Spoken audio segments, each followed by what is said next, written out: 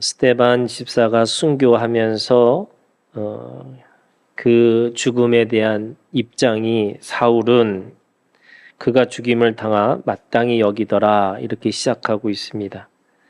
그러면서 그날에 예루살렘에 교회에 큰 박해가 있었다라고 이야기하는 거죠.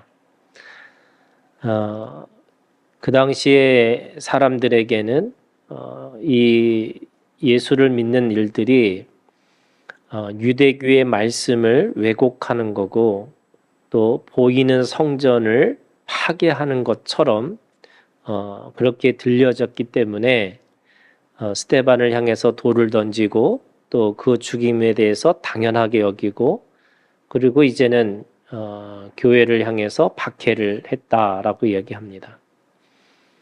성경에 있는 말씀에 보면 시험이라고 하는 말이 세 가지 의미를 가지고 있습니다. 하나는 영어로 얘기하면 테스트고요. 그냥 말 그대로 시험이죠. 두 번째는 temptation이라고 하는 유혹이 있습니다. 그런데 우리나라 성경은 똑같이 그것을 시험이라고 되어 있죠. 그리고 세 번째 똑같은 시험이라고 하는 우리말에 그것은 trial이라고 하는 박해를 이야기합니다. 그러니까 오늘 성경에 있는 말씀에 큰 박해가 있어라고 하는 말은 그 교회가 이제 큰 시험에 들어갔다라고 하는 것을 알 수가 있습니다. 성경에서 말하는 이 원래 의미의 시험이라고 하는 테스트는 하나님이 그를 성장시키고 성숙시키는 그래서 한계를 뛰어넘을 수 있도록 그 믿음을 사용할 수 있는 기회를 테스트로 주시는 거죠. 그래서 날마다 우리가 예수 그리스도 안에서 자라난다라고 할 때 그 자라남이 그냥 자라나는 게 아니라 각각의 테스트를 경험하고 통과해야 되는 거죠. 저는 이거를 통과점이라고 얘기합니다. 사람마다 다 신앙의 단계, 신앙의 통과점들이 있습니다. 그 통과를 하고 나면 그것이 끝나는 게 아니라 그리스도의 장성한 분량까지라고 하는 그 그리스도의 장성한 분량까지 자라나게 되는 거죠. 그러면 그 자라난다라는 것이 어떤 의미냐? 그것은 더 사랑하고 더 많이 섬기고 더 많은 희생과 헌신을 할 수 있다라고 이야기하고 있는 겁니다. 성경에서 성숙한 사람이 누구냐? 이기적인 사람이 이타적인 사람이 되어지는 거예요. 자기를 봤던 눈이 다른 사람이 보이기 시작하는 거고 나만이라고 하는 개인에서 공동체가 보이기 시작하는 거죠. 그래서 내가 희생해도 내가 헌신해도 그것을 감내하고 감당하고 살아갈 수 있는 믿음이라는 것이 성숙한 믿음이라고 이야기하는 겁니다. 어린아이였을 때는 요구하죠. 부모님한테 내가 왜 이거 없느냐, 이거 왜 부족한데 왜 안 들어주냐.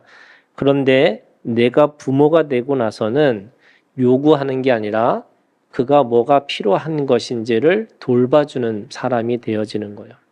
이거를 우리는 성숙하다라고 이야기합니다. 그 성숙한 것을 통해서 하나님이 자라나게 하는 이것을 테스트라고 하는 시험이라는 거죠. 두 번째는 템테이션이라고 하는 내면에서 오는 유혹이라고 할 수 있습니다. 내가 가지고 있는 욕망 또는 정과 욕이라고 하는 것이 끊임없이 육체를 위한 내 삶으로 살아가고 싶어하는 마음이 있다는 거예요. 그런데 이것은 내가 가지고 있는 것처럼 생각들지만 사실은 이것도 내 것이 아닙니다. 그것은 마귀가 주는 것이라고 이야기하는 거예요. 우리는 마귀가 어떤 사람들이 가지고 있는 악한 어떤 모습이라고 생각하지만 마귀라고 하는 영적 실체가 있습니다. 무슨 말이냐면 그 마귀는 살아있는 존재라고 할 수 있는 거죠. 살아있다라는 말은 무슨 뜻이냐면 마귀도 머리가 있다는 거예요. 생각이 있다는 거예요. 그래서 처음부터 이 소복 입고 피 흘리고 이렇게 나타나는 게 아니에요. 천사의 모양을 하고 그럴듯하게 보이고 그래서 그렇게 사람들에게 그렇게 내가 당연하게 여기고 살아가는 거죠. 제일 무서운 것은 뭐냐면요. 자기가 잘못하고도 잘못했다고 생각하지 않는 그런 마음이에요. 그것이 정당하다라고 생각하는 거예요. 그래서 옳다라고 하는 말이 결국에는 그 정과 욕과 그래서 자신의 육체를 가지고 그렇게 살아가는 것이 당연하게 여겨지는 그런 유혹이라는 것이 있다는 겁니다. 세 번째, 오늘 이 사도행전 8장에서 있는 말씀에 보면 큰 박해가 있었다라고 하는 이 박해입니다. 이것은 바깥에서 오는 그런 억압과 또는 외부로부터 오는 그런 시련을 이야기를 하고 있습니다. 내면에서 오는 걸 유혹이라고 한다면 바깥에서 오는 시험을 이 박해라고 이야기하고 있는 거죠. 오늘 이 사도행전 이 초대교회는 사두개인이라고 하는 그 당시에 부활도 믿지 않아요. 그리고 철저한 그 사람들은 이성주의자들입니다.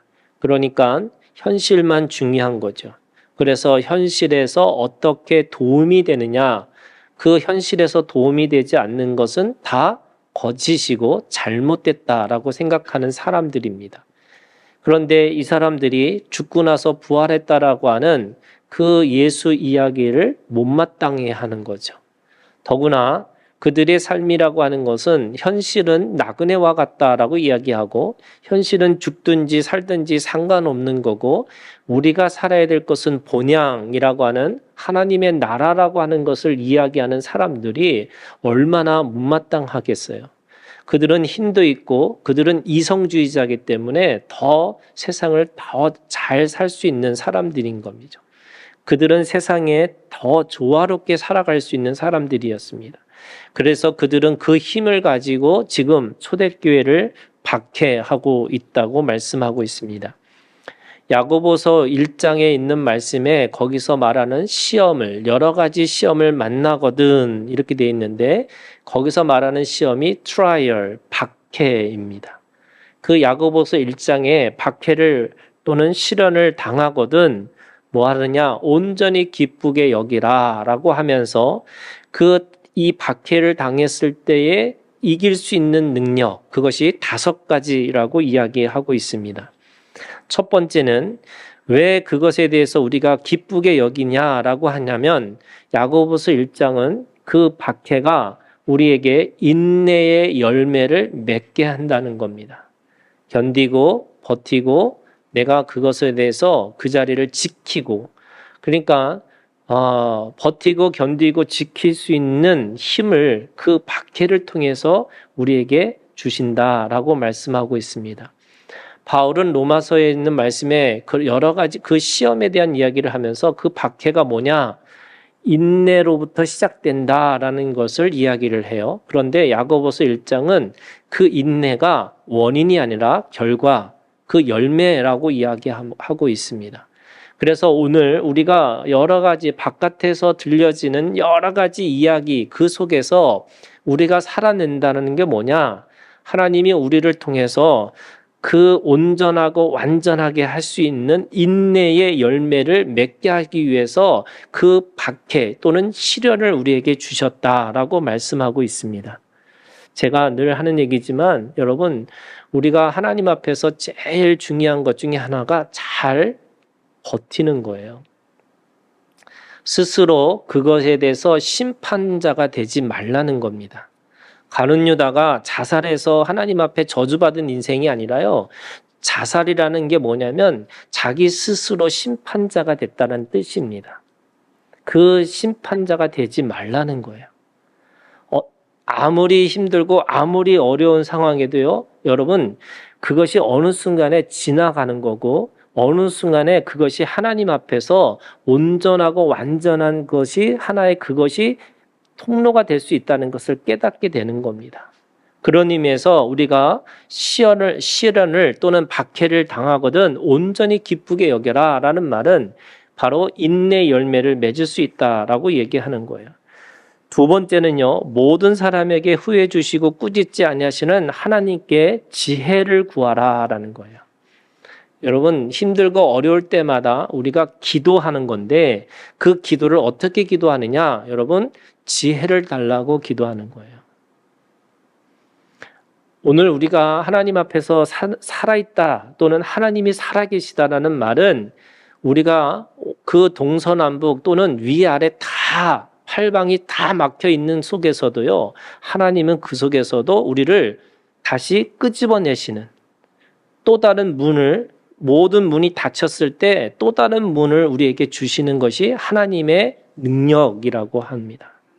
그래서 아무것도 할 수 없다라고 했을 때 여러분, 우리가 해야 될 것 중에 하나가 하나님 앞에 지혜를 구하는 거죠. 근데 어떻게 지혜를 구해요? 모든 사람에게 후히 주시고 꾸짖지 아니하시는 하나님 앞에 그렇게 지혜를 달라고 하는 겁니다. 그래서 그 기도가 어떤 기도냐? 세 번째입니다. 오직 믿음으로 구하고 조금 더 의심하지 말고 한 마음으로 하나님을 신뢰하라는 거예요. 저는 여러분, 제가 늘 사람들한테 이 비판받는 것 중에 하나가 목사님은 참 기도를 안 하신다. 이게 저한테 비판의 거리예요.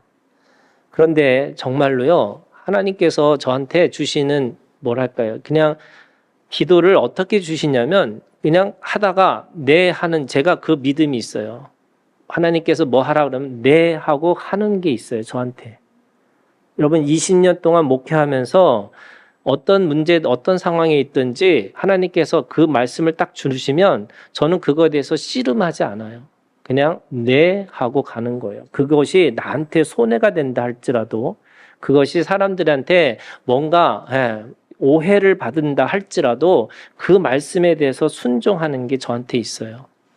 저는 그것이 오늘 뭐하냐면 하나님을 신뢰하는 거예요. 괜히 제 믿음 자랑하는 느낌으로 이렇게 얘기했지만, 저한테는 또 다른 변명이에요. 기도 안 하는 변명. 왜냐하면 하나님이 말씀을 주시면 저는 그게 그냥 말씀으로 네 하고 그걸 따라가는 신뢰가 있어요. 왜요? 하나님은요, 한 번도 실수가 없으신 분이에요. 내가 보기에는 그런 거지만 하나님한테는요, 그냥 그것이 그냥 맞는 거예요.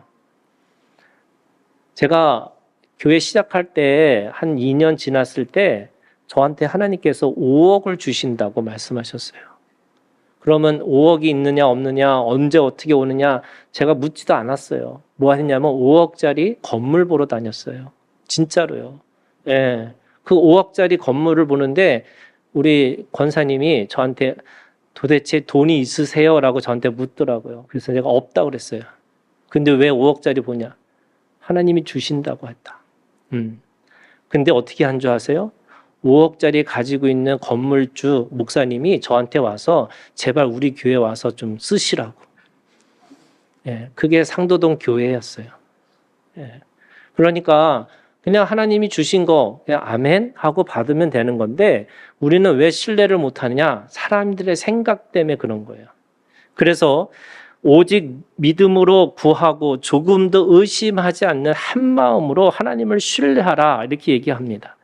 네 번째는요, 비록 육체적으로나 물질적으로 어려움을 당하고 비천한 자리에 처한다 할지라도, 지금 내가 아무것도 없다 할지라도 그리스도를 위해 고난을 당하고 인내함으로 보다 더 영예로운 지위를 얻게 할 것이라고 하는 그 자존감을 지키고 있으라는 거예요. 그래서 그 박해받는 시간이 뭐냐면 여러분 자존감을 가지고 있는 시간이에요. 누가 뭐래도 누가 어떤 상황에 있다 할지라도 내가 그 상황 때문에 나라고 하는 존재가 그것이 그렇게 규정되어지는 게 아니에요. 하나님이 오늘 나한테 주신 말씀은 자존감이라고 하는 너는 하나님이 만드신 최고의 걸작품이라고 말씀하셨고 그 나에게 주신 그 말씀 때문에 오늘을 잘 버티고 살아가는 거예요. 다섯 번째는요. 가난한 자는 그렇게 사는데 부한 자는 어떻게 사느냐? 내가 다 있다고 생각하고 내가 다 갖추고 있다고 하는 사람에게는 하나님이 그 박해를 통해서 뭐 하느냐면 겸손하라고 말씀하시는 거예요. 그래서 내가 가장 바닥에 있을 때는 자존감을, 하나님 앞에 믿음의 자존감을 가지라는 거고, 가장 내가 잘 나가고 높은 곳에 있을 때는 하나님 앞에서 내가 하나님 앞에 늘 겸손해야 되는 존재구나. 여러분, 내가 가지고 있는 거 어느 순간에 정말로 한순간에 다 없어질 수도 있는 게 우리들의 인생이잖아요. 또 없다고 하도요, 어느 순간에 다 가질 수 있는 것도 우리들의 인생인 거예요. 그 놓고 잡고 하는 그것이 사람의 생각에 있는 것이 아니라요, 하나님 앞에 있다는 거예요. 그래서 가질 때는 겸손하고 내가 없을 때는 여러분 하나님이 우리한테 자존감을 갖고 살으라는 거예요. 이게 뭐예요? 박해를 또는 내가 외부에서 뭔가 어려운 가운데 있을 때 이 5가지를 지키고 있으라는 거죠. 그래서 그렇기 때문에 우리가 기쁘게 여길 수 있다.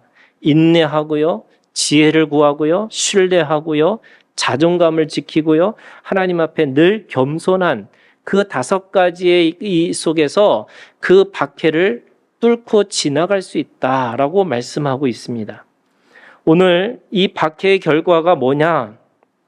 오늘 우리가 읽은 이 8장 1절부터 이 8절에 있는 말씀에 보면 박해의 결과가 첫 번째는요, 사도들만 예루살렘에 남았습니다. 왜 사도들만 남았을까? 저는 그 사도와 선지자 터 위에 세운 교회라고 하잖아요, 여러분. 여러분, 배가 가라앉을 때 가장 마지막에 남아있는 사람이 누구예요? 선장이죠. 저는 교회에 마지막으로 끝까지 그것을 지켜야 될 사람이 누구냐? 저는 이 사도와 선지자라고 말씀드리는 거예요. 그래서 사도들은 어떻게 죽을까? 이게 아니고요. 그 안에서 도망가서 어떻게 살까? 이런 게 아니고요. 그들은 그 교회가 자기와 같은 거예요. 그래서 그 교회가 없어지고 그 교회가 있어지고는 자기의 존재와 같은 거예요. 그게 선한 목자의 마음이에요. 여러분, 선한 목자는 그 양을 위해서 늑대와 이리를 향해서 끝까지 목숨을 걸고 싸우는 사람이 선한 목자라고 얘기를 해요. 그런데 사꾼, 여기서 사꾼은 사기꾼이 아니에요. 돈을 받고 일하는 목자는 뭐가 목적이냐? 돈이 목적이에요. 그래서 돈이 안 맞으면 떠나는 거예요. 또 짐승이 들어오면 어떻게 해요? 돈보다 목숨이 중요한 거잖아요. 그러니까 빨리 도망가는 거예요. 자기에게는 양이 관심이 있는 게 아니에요. 양은 뭐예요? 돈이에요. 그러니까 우리가 사꾼과 선한 목자의 차이가 뭐냐면, 선한 목자는 그 선한 목자이기 때문에 어떤 상황이든지 그걸 버티고 견디고 지킬 수 있는 사람이어야 된다는 거죠. 그래서 다 흩어진다 할지라도 뭐 했어요? 사도들만, 여기서 오늘 말씀해 보면 8장 1절 끝에 보면 이렇게 있어요. 큰 박해가 있어 사도 외에는 다 유대와 사마리아 모든 땅으로 흩어지니라. 사도 외에는. 그러면 그 교회는 누가 남았어요? 사도들이 남았어요. 그래서 끝까지 예루살렘 교회라고 하는 곳에는 사도들이 있어서 그 사도들로 통해서 그 교회가 여전히 존재하고 있었다는 겁니다. 두 번째, 여러분, 유대와 사마리아 땅으로 흩어졌습니다. 그런데 그 흩어진 역사는 피하기 위해서 흩어진 거잖아요. 도망간 거예요. 그런데 그 도망간 것으로 끝나는 게 아니라 그들은 4절에 그 흩어진 사람들이 두루 다니며 복음의 말씀을 전할세. 그러니까 그것이 오히려 복음을 확장하는 또는 복음을 전하는 통로가 된 거예요. 흩어져서 뭔가 사람들이 어떻게든지 자기 목숨을 부지할 수 있을까라고 생각한 것이 아니라 그 안에서도 자기의 사명을 가지고 있었다는 거예요. 그래서 우리는 죽든지 살든지 무엇을 하든지 먹든지 마시든지 무엇을 하든지 그것이 오늘 우리들이 살아야 되는 존재 이유라고 하는 거죠. 그래서 그 복음의 말씀을 전해서 사도행전 1장 8절, 그죠? 예루살렘과 온 유대와 사마리아와 땅 끝까지라고 하는, 그래서 사마리아의 땅에 하나님의 복음을 전하는 역사가, 사도행전 1장 8절의 역사가 오늘 박해를 통해서 일어난다라고 하는 것을 볼 수가 있습니다. 그러면서 또 한 사람들이 있어요. 2절에 보면 경건한 사람들이 이렇게 돼 있어요. 경건한 사람들이 스데반을 장사하고 위하여 크게 울었어요. 그런데 그 사람들이 그렇게 울었던 것만이 끝난 게 아니라 3절에 보면 사울이 교회를 잔멸할새 각 집에 들어가 남녀를 끌어다가 옥에 넘기니라. 그러니까 오늘 그 교회를 끝까지 지켰던 사도들이 있었고요. 또 흩어진 사람들이 있었고요. 그 안에, 그 예루살렘 안에 경건한 사람들이 있었어요. 근데 그 경건한 사람들은 어떤 사람들이냐? 그 같이 울고 같이 기뻐하고 그러면서 그 안에서도 또 잡혀가고, 그래서 그 고난을, 육체를 그대로 받는 사람들도 있었다는 거예요. 그게 경건한 사람들이었어요. 그러니까 오늘 교회는 각각의 사람들이 있어요. 저는 믿음의 분량도 있고요. 그 믿음의 수준도 있다고 생각해요. 그러면 그 믿음의 분량과 믿음의 수준만큼 사람들이 하는 거죠. 어떤 사람은 사도의 역할을 하는 거고, 어떤 사람은 무서워서 흩어졌지만 그래도 뭐만 살아있어요? 입은 살아있어요. 그래서 복음을 전하는 거예요, 여러분. 여러분, 그래서 기독교에서 가장 중요한 것 중요한 게 뭔지 아세요? 여러분, 입이에요. 세상의 사람들이 그런 거예요. 사람들이 기독교인들한테 비난하는, 어떤 비난을 하냐면 좋겠다 말 잘해서, 아유 입만 살았어. 근데 여러분, 입만 살아 계셔야 돼요. 아멘 하세요. 입이 죽으면 안 돼. 네. 왜? 여러분, 내가 비록 목숨을 부지하기 위해서 도망가고 내가 믿음이 연약하기 때문에 어쩔 수 없이 그렇게 딸려가지만, 여러분 절대로 우리가 그 가치, 여러분 말에 대해서는 지시면 안 돼요. 그래서 복음을 전하셔야 돼요. 그래서 끝까지 눈 부릅뜨고 말을 할 말은 다 하셔야 돼요. 아멘. 네. 그래서 오늘 우리가 그것이 진리라고, 그것이 맞다고 이렇게 여러분 우리가 가서 얘기하는 사람들이 되는 거죠. 오늘 그 흩어진 사람들에 대해서 무슨 일이 벌어졌냐면, 예루살렘의 성에 하나님 앞에 그것이 예루살렘의 성이 뒤집어졌어요. 그 빌립이라고 하는 사람이, 이 빌립은 7 집사 가운데 한 사람이었어요. 이 빌립이 그 사마리아 성에 들어가서 말씀을 전하는 겁니다. 그 말씀을 전하고 그 말씀을 따라서 하는데, 이 사마리아 성이 하나님 앞에서 돌아오는 역사가 일어났어요. 그래서 오늘 말씀이 뭐예요? 그 성에 큰 기쁨이 있더라, 이렇게 얘기하고 있어요. 여러분, 이 성 이름이 사마리아 성입니다. 원래 지방 이름이 동시에 도시 이름이에요. 그러니까 하나의 도시 이름이 하나의 나라 이름처럼 불려진 것이 사마리아입니다. 성경에 보면 북이스라엘 왕 오므리 왕이 사마리아를 건설하고 그곳에다가 그 북이스라엘의 수도로 세워준 거예요. 그런데 이 수도가 나중에 기원전 한 720년 정도에 아수르라고 하는 나라에 의해서 멸망하고요.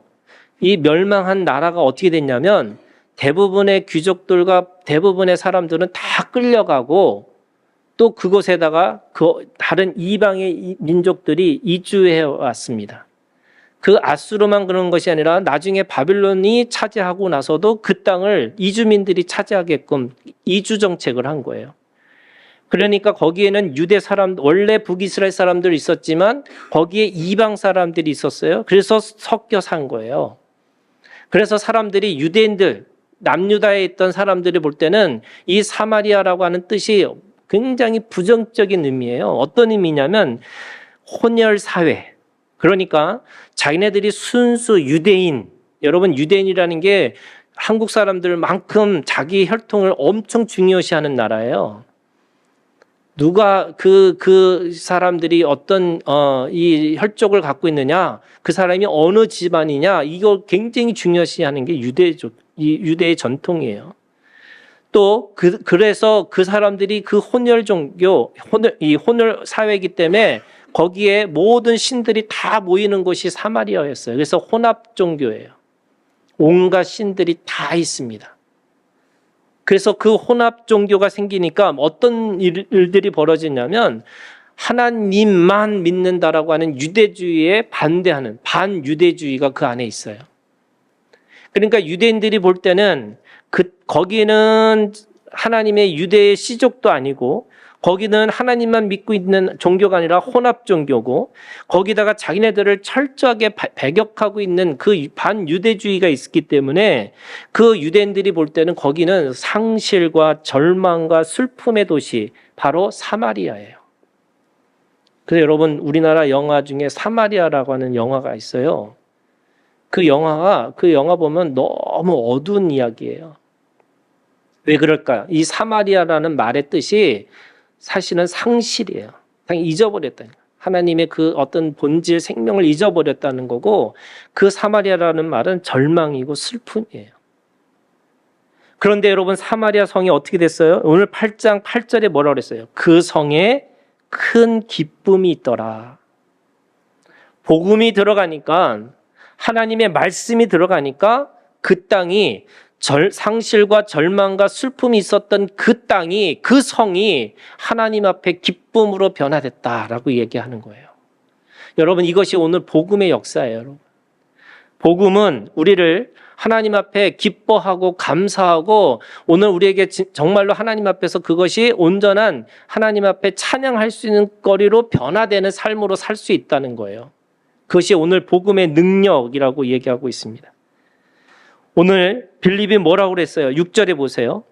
무리가 빌립의 말도 듣고 행하는 표적도 보고 한 마음으로 그가 하는 말을 따르더라. 세 가지죠. 말을 들었어요. 그리고 봤어요. 듣고 보고 그리고 행하였더라. 복음을 들은 사람, 그리고 복음을 본 사람, 그리고 그 복음을 듣고 본 사람들이 그렇게 똑같이 행했다라고 말씀하는, 그랬더니 그 속에 그 역사가 변화되는 역사가 일어났다라고 말씀하고 있어요. 여러분 빌립의 말, 빌립의 표적, 빌립의 마음, 그것이 도대체 뭘까? 사실은 사도행전 3장 12절부터 16절이 복음의 핵심을 얘기하고 있어요. 그럼 빌립이 무슨 말을 했을까? 오늘 이 빌립의 말은 사도행전 3장 12절부터 16절에 베드로의 고백 또는 베드로의 복음의 설교와 똑같았을 거예요. 그게 뭐냐? 첫 번째가 3장 15절에 보면 예수 그리스도가 생명의 주인이시다라는 거예요. 그래서 주인이신 생명이신 그 예수 그리스도를 믿으면 죽어도 살고 살아도 영원히 사실 것이다. 그래서 그들이 상실, 절망, 슬픔, 왜 그래요? 여러분 그것이 그냥 왜 그들이 그냥 왜 절망하고 왜 상실했을까요? 현실 때문에 그런 거죠. 현실을 보면 상실하고 절망하고 슬플 수밖에 없어요. 여러분 똑같아요. 저는 모든 인생은 다 이 세 가지 상실감과 절망감과 그래서 우울감, 그래서 슬퍼할 수밖에 없는 게 우리들의 인생과 같은 거죠. 죄송한 얘기지만 나이가 들면 들수록 더 그래요. 예, 죄송해요. 제가 뭐 그렇게 나이도 많은 건 아니지만 50이 넘어 보니까 눈도 침침하고 죄송해요.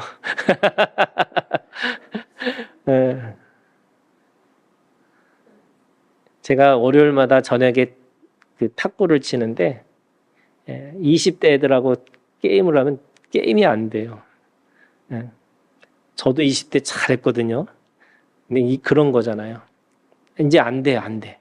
그러면 이제 더 하겠죠. 그죠? 점점점 더해지는 거지 점점점 좋아지는 건 아니겠죠. 우리 어르신들은 더 하겠죠. 그죠?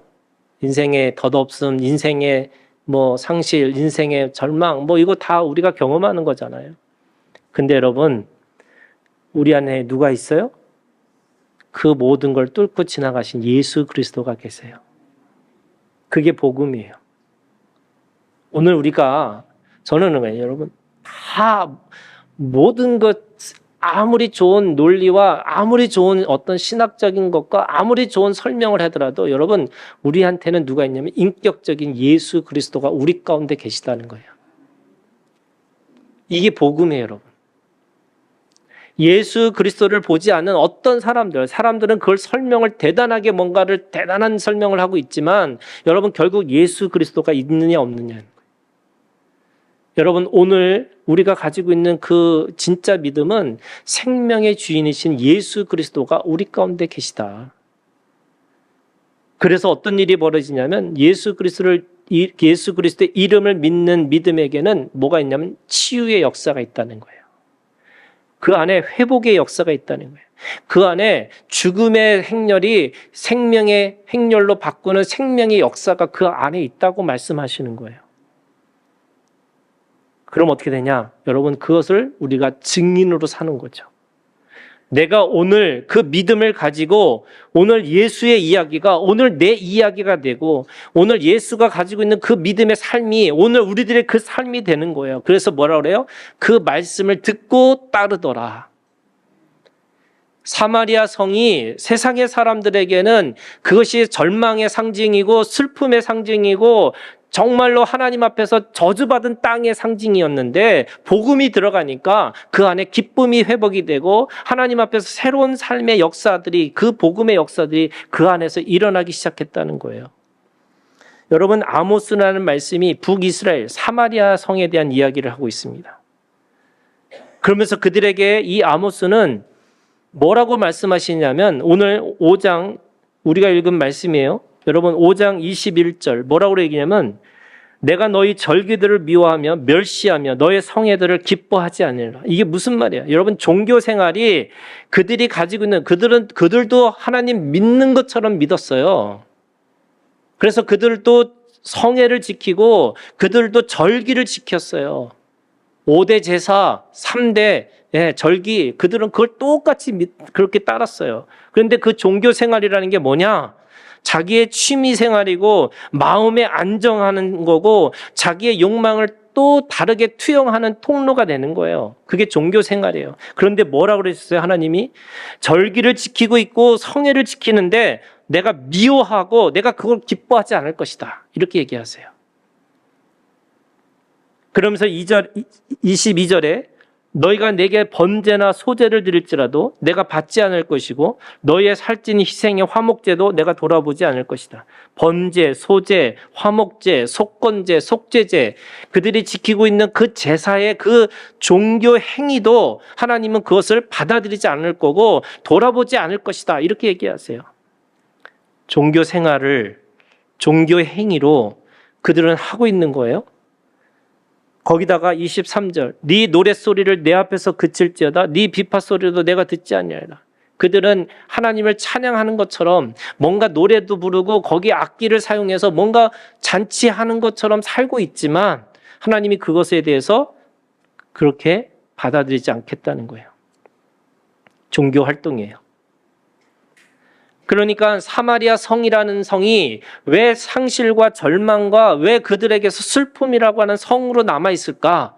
여전히 그들은 하나님을 믿는 것처럼 사는데 종교 생활을 하고 종교 행위를 하고 그래서 종교 활동을 하고 있는 거예요. 뭔가 지금 예배 드리고 뭐 하고 있는 것처럼 들려지는 거죠. 그런데 하나님은 그걸 받아들이지 않겠다는 거예요.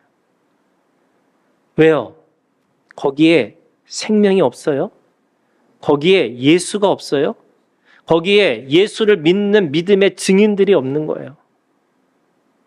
그러면 뭐 하라는 거예요, 여러분? 그게 오늘 24절에 있는 말씀이에요. 여러분, 왜 그 성에 큰 기쁨이 있었을까라고 다시 한번 생각해 보면요. 여러분, 그 안에 이런 일이 벌어진 거예요. 저는 그냥 상상하는 거예요. 무슨 말이냐면, 여러분, 빌립이 예수를 전했어요. 사람들이 표적을 봤어요. 그리고 그들이 증인으로 살기 시작했어요. 말씀을 듣고 있고 말씀을 따르기 시작했어요. 그랬더니 어떤 일이 벌어졌냐? 그들이 종교적인 생활과 종교적인 행위와 종교적인 활동을 하고 있는데 옛날에는 그것이 그냥 그렇게 하는 것처럼 보였는데 그들이 예수가 들어가는 순간에 어떤 삶이 시작됐냐면 나누는 삶이 시작되는 거예요.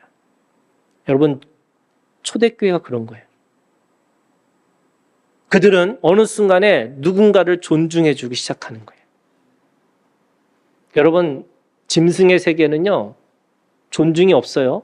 무슨 말이냐면 강자와 약자가 있어서 먹는 자와 먹히는 자밖에 없어요. 그래서 뭐예요? 다 돈의 세상이에요. 다 힘의 세상인 거예요. 그런데 누군가를 진심으로 존중해 줘요. 왜요? 여러분, 믿음은 그런 거예요. 여러분, 예수가 오늘 우리 가운데 있다는 말은 그 안에서 하나님께서 서로 생명의 관계를 하기 시작했다는 거예요.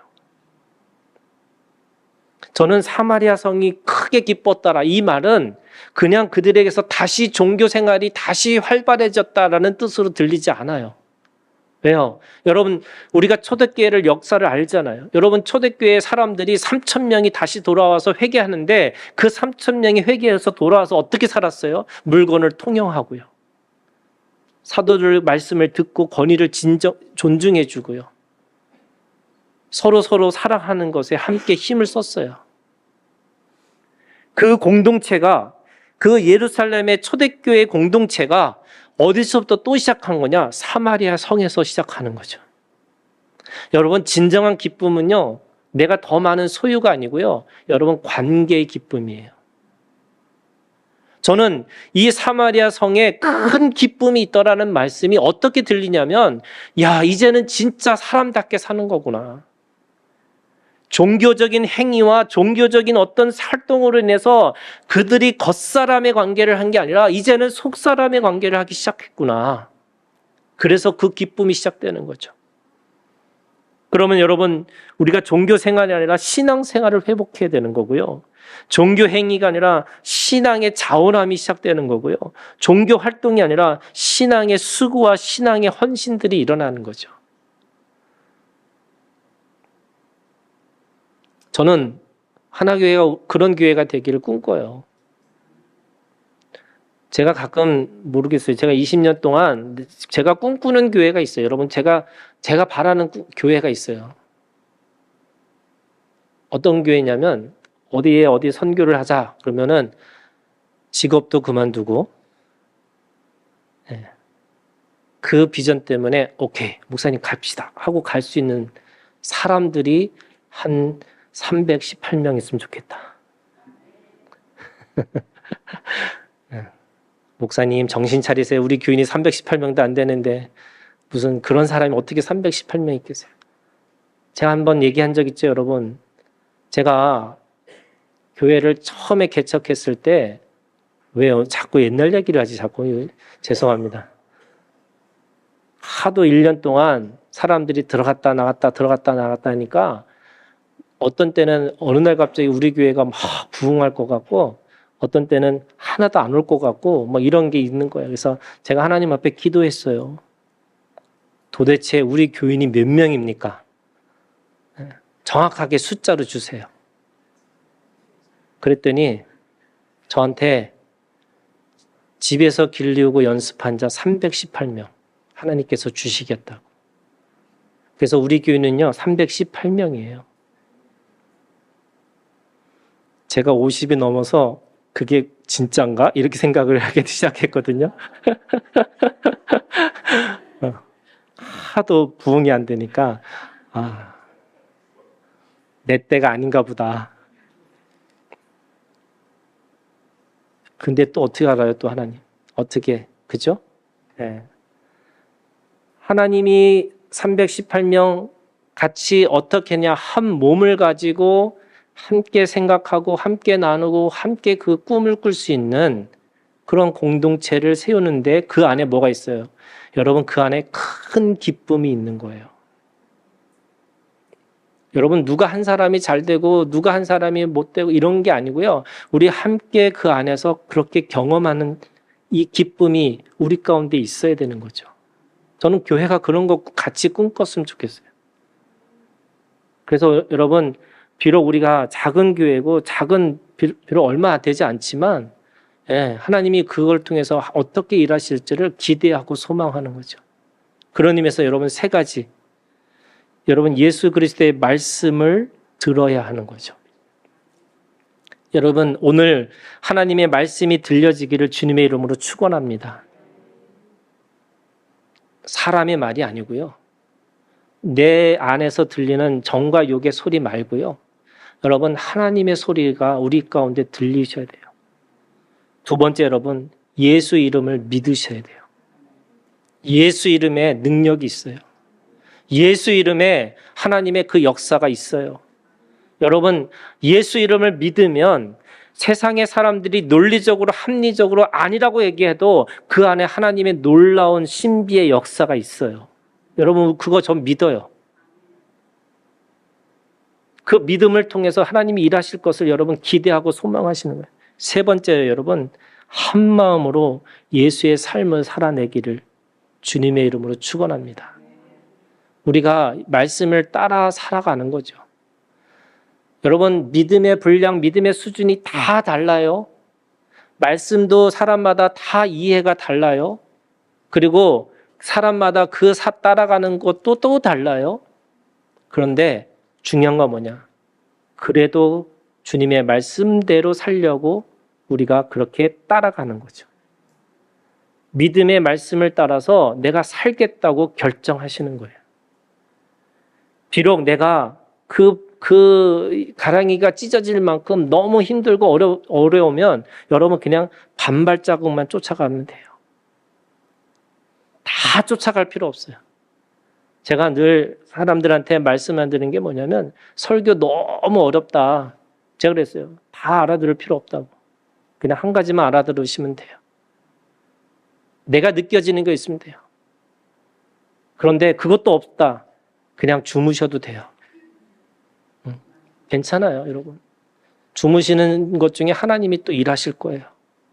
전 그거 믿어요. 다만 우리가 모이는 것에 힘써서 주무시더라도 이렇게 시원한 데서 주무시기를. 그래서 이 주무시는 은혜가 또 있어요.